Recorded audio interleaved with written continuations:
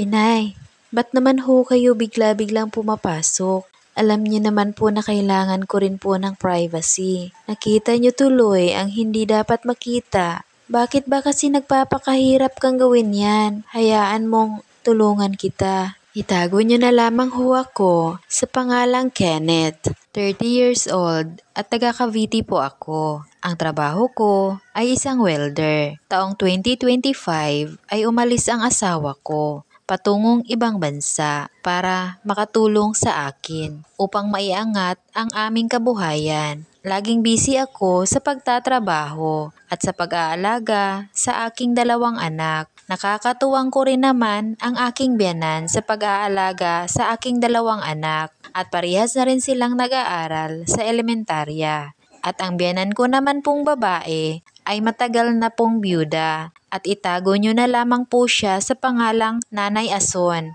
50 years old. Isang araw, nagpaalam sa akin ang aking 2 anak at dahil busy ako sa trabaho at wala din naman silang kasama sa bahay, maaaring doon muna sila sa bahay ng biyanan ko at para may kasama din naman ito. Pumayag naman ako.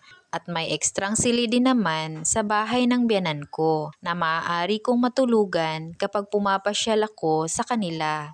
Isang araw, nasa bahay ako ng biyanan ko at ang mga bata naman ay nasa eskwela at ako naman ay walang pasok sa trabaho dahil malakas ang ulan. Kausap ko ang asawa ko sa video call nung time na yon at dahil magkalayo kami, namimiss namin ang isa't isa at may mga bagay din kaming ginagawa pag nag-uusap kami, lalo na kung may privacy naman. Pero hindi ko naman inaakala na yung time na yon ay hindi ko pala naisara ang pinto at ang biyanan ko ay malayang nanonood sa mga ginagawa ko habang kausap ko ang asawa ko.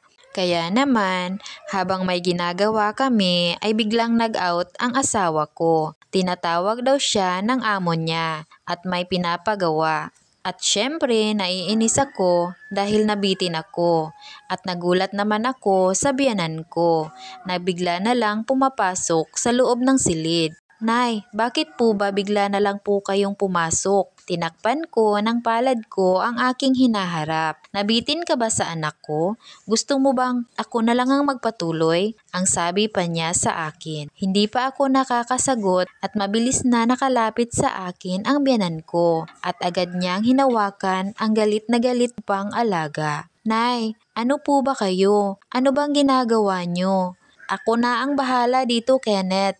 Hayaan mong ituloy ko, ang sabi pa niya sa akin. At ang mga sumusunod pa niyang ginawa, hindi ko naman inaasahan at hindi ko alam kung bakit pumayag ako na gawin yun sa akin. Pero sa totoo lang, napakagaling pala niya dahil ginawa niya yung ice cream, sinipsip, pati apa. At syempre, pati ako ay dalang-dala, napapaungol at napapaliyad. Napakagaling nyo naman, Nay. Tanging sabi ko na lang habang hawak ko siya sa ulo na nasasabunutan na at napatingin siya sa akin na para bang nanghahalina at tuluyan na akong bumigay sa biyanan ko. Alam kong sabik na sabik din siya. Hindi din naman siguro masama kung pagbibigyan ko ang biyanan ko. Mabilis na naghubad ng damit ang biyanan ko. Kita ko na ang kulubot sa kanyang balat. Pero hindi naman hadlang yun para manglupaypay ang alaga ko. Humiga siya sa kama at hindi ko na rin napigilan pa ang aking sarili na may gawin sa kanya. Miss na miss ko na rin ang asawa ko at may mga bagay akong gustong-gusto kong gawin. At yung pagkakataon na yun ay ang biyanan kong si Nanay Ason ang nasa harap ko. At siya naman ang nagsimula na mawala ng galang sa akin. Kaya bahala na kung mawala na rin ako ng galang sa kanya. Napakalakas ng ungol ng biyanan ko nang magsimula akong magmasahe sa kanya. Lalong-lalo na nang madako ako sa kanyang perlas na silanganan. Malinis, mabango, at mukhang pinaghahandaan niya. Mukhang balak talaga niya na may mangyari sa aming dalawa. Hanggang sa tuluyan ko nang hindi mapigilan, sinaksa ko sa kanya ang espada ng katarungan. Napapahiyad si biyanan at nangangapit ng husto sa aking mga balikat. Ang galing-galing niya at gusto pa niya na siya na ang magtatrabaho. Pinagbigyan ko na lang kung ano ang kanyang gusto. Baka sa kanya na kailangan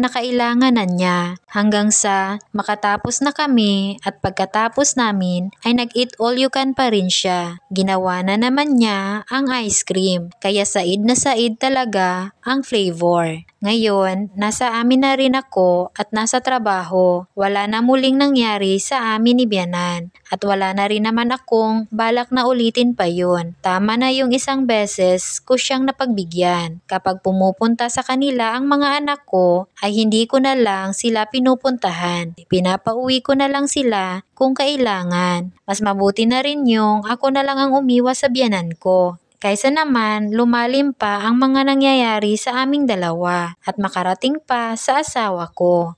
Hanggang dito na lamang po. Maraming salamat.